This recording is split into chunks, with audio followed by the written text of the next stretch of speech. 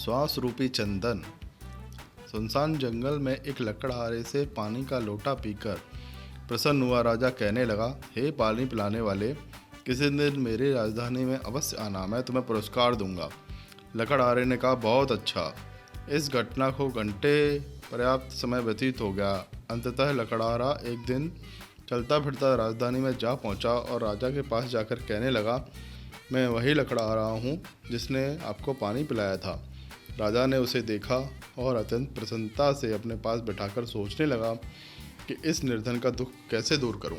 अंततः उसने सोच विचार के पश्चात चंदन का एक विशाल उद्यान उसको सौंप दिया।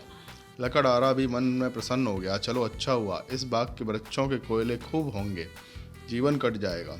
यह सोचकर लकड़हारा प्रतिदिन चंदन काट काट कर कोयला बनाने लगा और उन्हें बेचकर अपना पेट पालने लगा। थोड़े समय में ही चंदन का सुंदर बगीचा एक वीरान बन गया, जिसमें स्थान स्थान पर कोयले के ढेर लगे थे।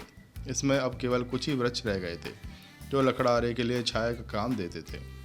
राजा को एक दिन यूं ही विचार आया, चलो तनिक लकड़हारे का हाल देख आएं, चंदन के उद्यान का भ्रमण भी हो जाएगा।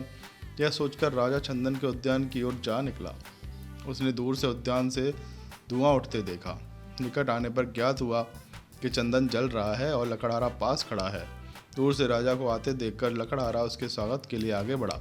राजा ने आते ही कहा, भाई यह तूने क्या किया? लकड़हारा बोला, आपकी कृपा से इतना समय आराम से कट गया। आपने यह उद्यान देकर मेरा बड़ा कल्याण किया। कोयला बना बनाकर बेचता रहा हूँ, अब तो कुछ ही वृक्ष रह गए हैं। यदि कोई और उद्यान मिल जाए तो शेष जीवन भी व्यतीत हो जाए। राजा मुस्कुराया और कहा, अच्छा मैं यहाँ खड़ा होता हूँ, तुम कोयला नहीं पर इस लकड़ी को ले जाकर बाजार में बेच आओ। लकड़हारे ने 2 गज की लकड़ी उठाई और बाजार में ले गया। लोग चंदन देखकर दौड़े और अंततः उसे 300 रुपये मिल गए, जो कोयले से कई गुना ज़्यादा थे। लकड़हारा मूल्य लेकर रोता हुआ राजा के पास आया और जोर जोर से रोता हुआ अपनी भाग्यहीनता स्वीकारने लगा। इस कथा में चंदन का बाग मनुष्य का शरीर और हमारा एक एक श्वास चंदन का वृक्ष और अज्ञानता, बस हम इस चंदन के वृक्ष को कोयले में तब्दील कर रहे हैं। लोगों के साथ बैर, द्वेष, क्रोध, लालच, ईर्ष्या, खींचतान आदि की अग्नि में हम इस जीवन को जला रहे हैं। जब अंत में श्वास रूपी चंदन के पेड़ कम रह जाएंगे, तब एहसास होगा कि व्यर्थ ही अनमोल चंदन को इन तुच्छ कारणों से हम 2 कौड़ी के कोयले में बदल रहे थे। पर अब भी देर नहीं हुई है।